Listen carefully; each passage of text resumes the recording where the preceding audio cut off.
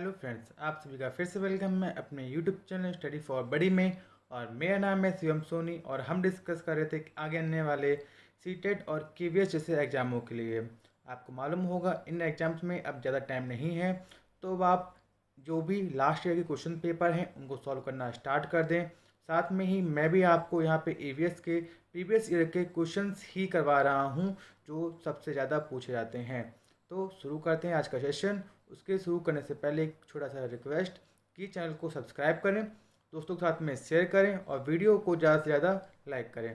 तो शुरू करते हैं आज का सेशन, जिसमें हम पढ़ने वाले हैं ईवीएस के कुछ मोस्ट इंपॉर्टेंट क्वेश्चन, जिसके हम 3 पार्ट पहले ही ला चुके हैं।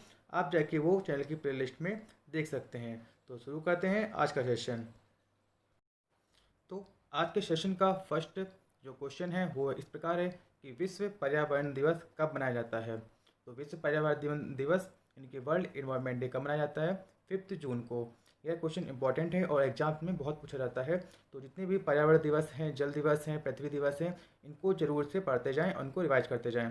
तो नेक्स्ट पॉइंट है कि राष्ट्रीय पाठचर्या की रूपरेखा के अनुसार पर्यावरण अध्ययन को किस कक्षा समूह में स्थान दिया गया, अर्थात कि किस पाठचर्या में, किस एनपीएस में ईवीएस को स्कूल्स में शामिल किया गया। तो शामिल किया गया तो वो है 2000 में, जो सन 2000 में रूपरेखा आई थी राष्ट्रीय पाठचर्या की, तो उसमें इसको शामिल किया गया। और किस क्लास से किस क्लास तक शामिल किया गया? तो वो शामिल किया गया कि 3rd से लेकर 5th तक के बच्चों के लिए ईवीएस को उनके सिलेबस में ऐड किया गया। तो नेक्स्ट क्वेश्चन यहाँ पे है कि स्मॉग बनता है, स्मॉग कैसे बनता है? स्मॉग बनता है धुएं से और कोहरे से। ठीक है, तो ध्यान रखिएगा कि स्मॉग किससे बनता है। स्मॉग या धुंध जो हम सर्दियों में देखते हैं वो बनता है धुएं से और कोहरे से। तो नेक्स्ट क्वेश्चन है हमारा कि किस खाद्य श्रृंखला की प्रथम कड़ी सदैव हरे पादप होते हैं? क्यों? तो किसी खाद्य श्रृंखला की जो प्रथम कड़ी होते हैं वो हरे पादप होते हैं। क्यों? क्योंकि वे सूर्य के प्रकाश में वायुमंडल से CO2 को स्थिरीकृत करते हैं, अर्थात वो CO2 लेके ऑक्सीजन बनाते हैं। इसलिए जो किसी भी खाद्य श्रृंखला में होते हैं, पौधे होते हैं, वो प्रथम कड़ी होते हैं खाद्य श्रृंखला की, क्योंकि वही CO2 ग्रहण करके ऑक्सीजन में उसको चेंज करते हैं। तो ठीक है, नेक्स्ट पॉइंट है कि गिर राष्ट्रीय पार्क किस राज्य में है? गिर राष्ट्रीय पार्क हमारे कहाँ पे है? गुजरात में। ये हमने ईवीएस के फर्स्ट वीडियो में पढ़े थे सारे टाइगर रिजर्व और पार्क, उसमें हमने गिर राष्ट्रीय पार्क भी पढ़ा था जो कि गुजरात में है। ये इंपॉर्टेंट है, मैंने आपको तभी भी कहा था। तो वो वीडियो जाके जरूर देख लें, क्योंकि वहाँ से आपके बहुत क्वेश्चन हर एग्जाम में पूछे जाते हैं। नेक्स्ट क्वेश्चन है कि जो शाकाहारी जंतु भोजन के लिए हरे पेड़ पौधों पर निर्भर रहते हैं उनको क्या कहते हैं? तो वो क्या कहते हैं? वो तो प्रथम चरण के हो गए उनको, बट यहाँ पे आपसे उनको नहीं पूछा, कह रहा है कि किस चरण के हैं। तो वो प्रथम चरण के उपभोक्ता हैं, क्योंकि वो शाकाहारी होते हैं। ठीक है, और जो तृतीय चरण के होते हैं वो मांसाहारी होते हैं, और तृतीय चरण के कौन से होते हैं? वो सर्वाहारी होते हैं, अर्थात वो शाकाहारी और मांसाहारी दोनों खाते हैं। नेक्स्ट क्वेश्चन आपका बनता है कि मोनाल उत्तराखंड के अतिरिक्त किस राज्य का पक्षी है? जो मोनाल है वो उत्तराखंड के अतिरिक्त, यानी कि उत्तराखंड का मोनाल जो पक्षी है वो उत्तराखंड का तो राज्य पक्षी है ही, लेकिन उत्तराखंड के अतिरिक्त और किस राज्य का वो पक्षी है? तो हिमाचल प्रदेश का भी राज्य पक्षी है। तो एक मोनाल पक्षी होता है वो आपका हिमाचल प्रदेश का और उत्तराखंड का दोनों का ही राष्ट्रीय पक्षी है। ओके, फिर नेक्स्ट क्वेश्चन है कि दही निर्माण में कौन सी सूक्ष्म जीवी का उत्तरदायित्व होता है, यानी कि किस सूक्ष्म जीवी की वजह से दही हमारा जमता है? तो जो लैक्टोबैसिलस है इसकी वजह से दूध से दही बनता है। तो आपसे इस तरह भी पूछ सकता है कि दूध से दही बनने में किस वजह से बनता है? तो लैक्टोबैसिलस जो हमारा सूक्ष्म जीवी है उसकी वजह से बनता है। फिर नेक्स्ट क्वेश्चन है कि श्वसन की प्रथम महत्वपूर्ण क्रिया क्या है? तो श्वसन की प्रथम जो महत्वपूर्ण क्रिया है वो है ग्लाइकोलिसिस। ध्यान रखिएगा, इंपॉर्टेंट है ये पॉइंट भी। श्वसन की जो प्रथम महत्वपूर्ण क्रिया है वो कौन सी है? वो है ग्लाइकोलिसिस। देन भूकंप की तरंगों को निरूपित करता है किसमें? सिस्मोग्राफ में। तो भूकंप की जो तरंगें होती हैं वो किसमें देखी जाती हैं? वो देखी जाती हैं सिस्मोग्राफ में। नेक्स्ट क्वेश्चन है कि सजीवों में ऑक्सीकरण की प्रक्रिया में क्या मुक्त होती है? कितनी ऊर्जा मुक्त होती है? तो वो मुक्त होती है 673 किलो कैलोरी। और क्या मुक्त होती है? ऊर्जा मुक्त होती है। कितनी ऊर्जा मुक्त होती है? 673 किलो कैलोरी। तो आपसे पूछेंगे क्या मुक्त होता है, तो ऊर्जा मुक्त होती है। कितनी मुक्त होती है? तो 673 किलो कैलोरी, अर्थात 673 किलो कैलोरी। नेक्स्ट है कि पौधों में अर्धसूत्री विभाजन होता है, किसमें होता है? पराग कोश में। ठीक है, नेक्स्ट है कि रेड डाटा बुक में सम्मिलित है। तो रेड डाटा बुक में क्या सम्मिलित है ये मैं आपको ईवीएस के सेकंड वीडियो में बताया था कि विलुप्त हो रहे जितने भी जीव, सुभेद जीव हैं या आपत्तिग्रस्त जीव हैं जो खत्म होने वाले हैं या बचे ही नहीं है, सिर्फ एक ही 2 बचे हैं, उन सभी को रेड डाटा बुक में सम्मिलित किया जाता है। नेक्स्ट क्वेश्चन है कि सागरीय खरपतवार महत्वपूर्ण स्रोत है किस चीज़ का? तो सागरीय जो खरपतवार होता है, मतलब सागर में जो खरपतवार होते हैं तो किसके स्रोत होते हैं? वो होते हैं आयोडीन के स्रोत। ठीक है। नेक्स्ट पॉइंट है आपका कि अपने पर्यावरण की स्वच्छता और शुद्धता का मूल्यांकन करना प्रमुख उद्देश्य है किस चीज़ का? भावनात्मक क्षेत्र का। ठीक है। नेक्स्ट क्वेश्चन है कि प्लेग क्या है? प्लेग क्या है? प्लेग जीवाणु जनित बीमारी है। जीवाणु जनित बीमारी, विषाणु जनित बीमारी, ये एग्जाम्स में पूछता है।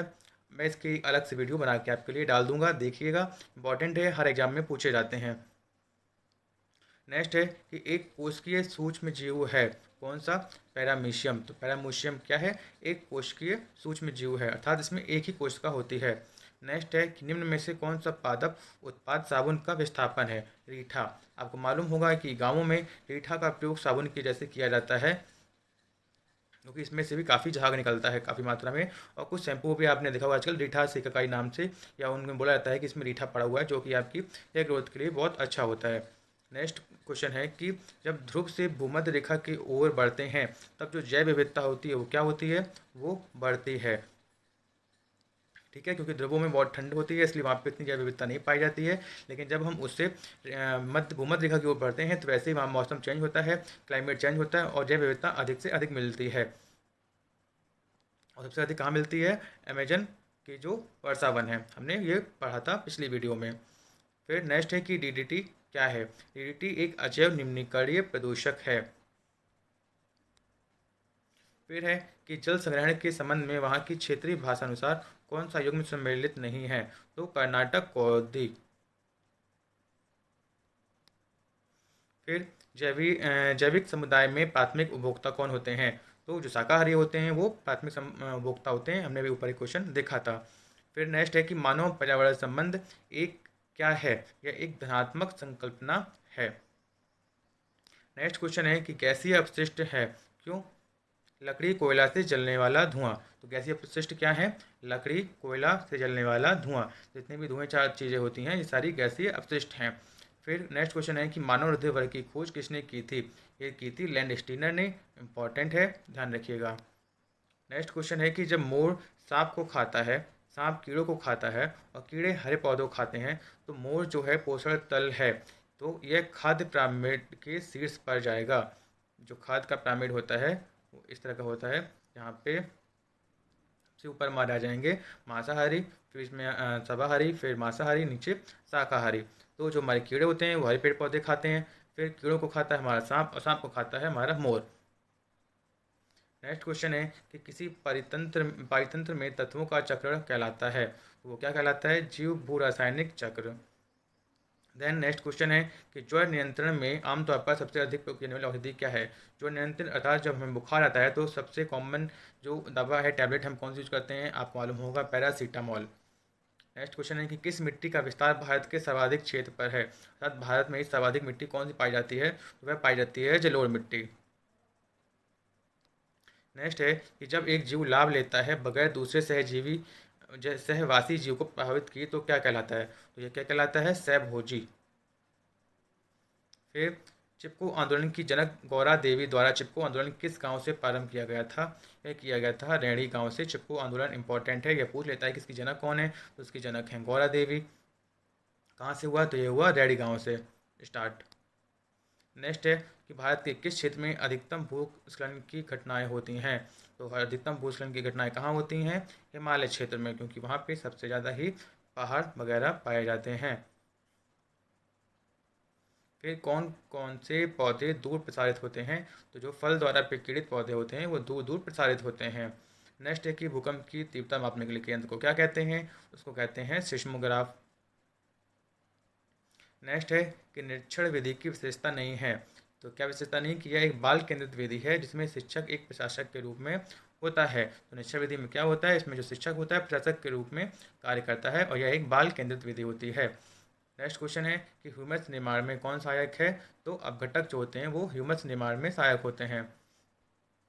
नेक्स्ट क्वेश्चन है कि प्याज आलू अदरक क्या है, तो ये हमारे तने हैं जिन्हें हम नॉर्मली क्या समझते हैं, जड़ समझते हैं कि जड़ है, बट एक्चुअली में वो तना, उसका तना है। तो वाहिनी ईंधनों में किसका आजकल पर्यावरण इसने ही माना जाता है। जो संपीड़ित प्राकृतिक गैस है जिसे हम सीएनजी बोलते हैं, वो आजकल के जो ईंधन है वो पर्यावरण का सहायक है या पर्यावरण के लिए फ्रेंडली है, इको फ्रेंडली इसको हम बोलते हैं। फिर नेक्स्ट क्वेश्चन है कि निम्न में से कौन सा ऊर्जा का स्रोत कभी पर्यावरणीय प्रदूषण नहीं करता। तो जो हमारा सौर ऊर्जा है वो कभी प्रदूषण नहीं करता है, इसलिए हमारे देश में आजकल सौर ऊर्जा को बहुत बढ़ावा दिया जा रहा है प्रधानमंत्री मोदी जी के द्वारा। नेक्स्ट क्वेश्चन है कि बाढ़ से समोभित पौधे मर जाते हैं क्योंकि क्योंकि उनके जो मूल में होता है वो श्वसन रुक जाता है। जब बाढ़ आती है तो उसमें वो पौधे मर जाते हैं, समोभित पौधे, क्योंकि उनके मूल में जो होता है श्वसन रुक जाता है। नेक्स्ट है कि पृथ्वी की सतह पर कितना प्रतिशत भाग जल से घिरा है। तो 70% भाग में जल है और 29% भाग में ही सिर्फ सरफेस है। फिर है इकोसिस्टम की सही परिभाषा क्या है। तो जीव समुदाय और उसके पर्यावरण का संतुलित तंत्र। नेक्स्ट है सामाजिक वानिकी का उद्देश्य है। तो सामाजिक वानिकी का उद्देश्य है पर्यावरणीय, सामाजिक और ग्रामीण विकास में मदद के उद्देश्य से वनों का प्रबंधन। नेक्स्ट क्वेश्चन है कि वायुमंडल की सबसे निचली परत क्या कहलाता है। ये हमने पढ़ा था, क्षोभ मंडल। इसके बाद में समताप मंडल, देन मध्यमंडल, फिर आयनमंडल और देन क्या आती है, वायुमंडल। नेक्स्ट क्वेश्चन है कि महासागरों में निम्न में से कौन सा लवण सर्वाधिक मात्रा में पाया जाता है। तो सोडियम क्लोराइड, जिसके कारण महासागरों का जल नमकीन होता है। तो सूर्य से सबसे निकटतम ग्रह कौन सा है, वो बुध है। ओजोन परत की मोटाई नापने की इकाई क्या है, वो है डॉप्सन इकाई। नेक्स्ट है कि निम्न में से कौन सा कार्यान्तरित सेल का उदाहरण है। तुम्हारा कार्यान्तरित सेल का उदाहरण है संगमरमर। नेक्स्ट फिर वहीं से एक क्वेश्चन है कि काजीरंगा उद्यान, राष्ट्रीय उद्यान कहाँ पे है, किस लिए प्रसिद्ध है। तो ये हमारे एक सींग वाले गैंडे के लिए फेमस है। नेक्स्ट क्वेश्चन है कि चिपको आंदोलन के प्रणेता कौन थे। तो सुंदरलाल बहुगुणा। चिपको आंदोलन इंपॉर्टेंट है, ध्यान में रखिएगा और पढ़ के जाइएगा। फिर नेक्स्ट क्वेश्चन है कि राज्यसभा में होने वाली सभाओं की अध्यक्षता कौन करता है। तो वो करता है उपराष्ट्रपति। नेक्स्ट क्वेश्चन है कि इंसुलिन की रासायनिक प्रकृति कैसी है। अर्थात जो इंसुलिन होता है वो एक टाइप का प्रोटीन होता है। नेक्स्ट क्वेश्चन है कि मानव विकास के क्रम में दो पैरों पर चलने का सबसे बड़ा लाभ क्या है। तो हाथ स्वतंत्र रूप से मस्तिष्क की आज्ञा अनुसार कार्य कर सकते हैं। और नेक्स्ट क्वेश्चन था, और लास्ट क्वेश्चन है कि अम्लीय वर्षा का जो सांद्रता अधिक होती है वो किसके कारण होती है। SO2 के कारण, यानी कि सल्फर डाइऑक्साइड।